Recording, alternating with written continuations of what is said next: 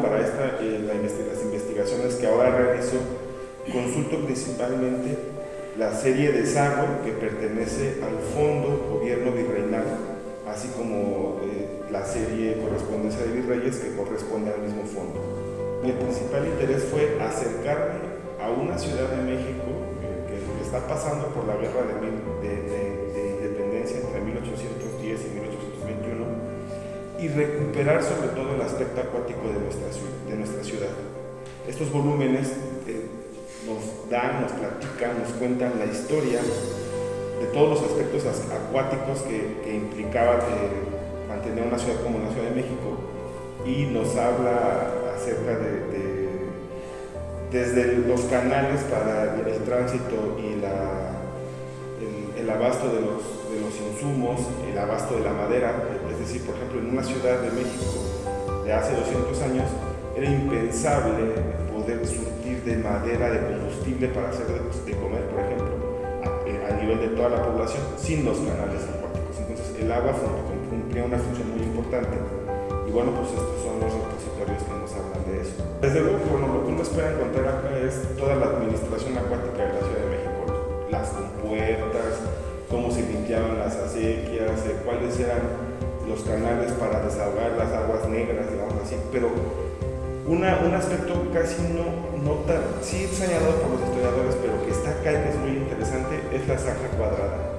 Durante la Guerra de Independencia se le hizo una zanja a la Ciudad de México para protegerla de los insurgentes, que nunca se concluyó, y que su verdadera función fue ser una cárcel de agua a todos aquellos pobladores problemáticos, insurgentes de la zona central del Valle de México, y también a todos aquellos españoles que desertaban las filas del Ejército del Rey. Se les mandaba a trabajar a la zanja cuadrada, que era una cárcel de agua. Yo no sé cuántas haya así en el mundo o existió en el mundo, pero esto es algo inédito y algo que uno se puede encontrar acá. Quizás, si lo conceptualizo, uno de los datos más interesantes es que con la Guerra de Independencia se vienen un montón de abusos por parte de las haciendas hacia los pueblos de agua. Entonces hay como herencia de la guerra quedan una serie, como ya lo dije, de abusos a los pueblos sobre el agua, ¿no? Entonces eso es como una cuestión que no creí, ni siquiera me imaginaba.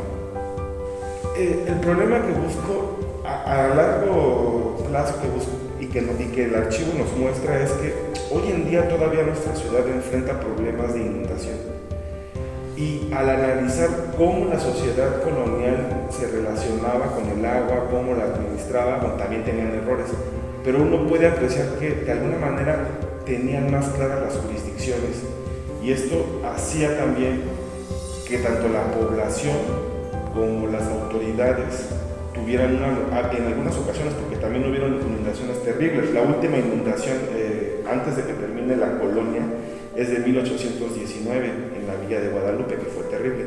Entonces, algo que se puede esperar de esta investigación es aprender, después de 200 años de que la ciudad era muy acuática, a seguir relacionándolos con el agua. Yo creo que esta investigación, eso es su aporte, saber cómo otras sociedades gobernaban el agua, administraban los problemas de agua, y qué podemos aprender hoy de eso. Acá en el Archivo General de la Nación, a lo largo en esta serie de 365 volúmenes que es Correspondencia de Virreyes, pues tenemos una especie como de computadora analógica del gobierno virreinal. El último virrey Apodaca tenía en funciones 40,000 efectivos del ejército.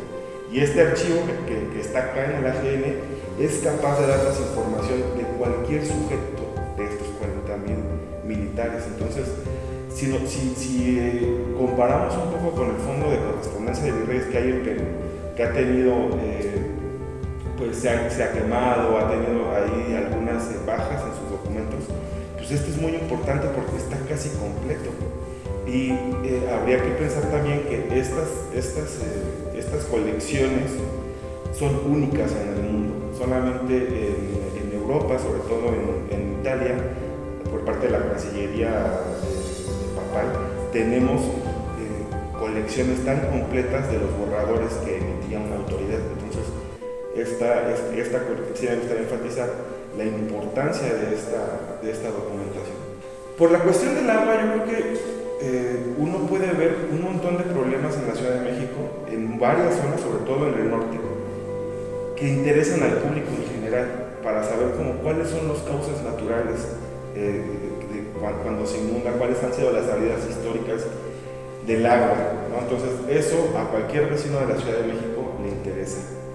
Por otro lado, en el aspecto de la correspondencia, toda la correspondencia que se guarda en el AGN es interesante para el público en general. Hay cartas de amor dispersas en diferentes colecciones que le interesan al enamorado, ¿no? Para contrastar sus pasiones. Hay una infinidad de recetas gastronómicas también registradas en correspondencia que le interesan a que se dedica a la gastronomía, a la comida. Hay un montón de cartas de la vida cotidiana que le interesan al artista, es decir, tanto al novelista como al que se dedica a hacer música. Es decir, es un acceso, tenemos el acceso aquí a una documentación muy importante. Y quisiera resaltar este punto. ¿Por qué le recomiendo al público de México y en general la consulta al AGN? Bueno, porque el AGN es una institución también en el mundo única que le permite al público en general el acceso a esta documentación sin la necesidad de que acredite su especialidad en el manejo de la documentación.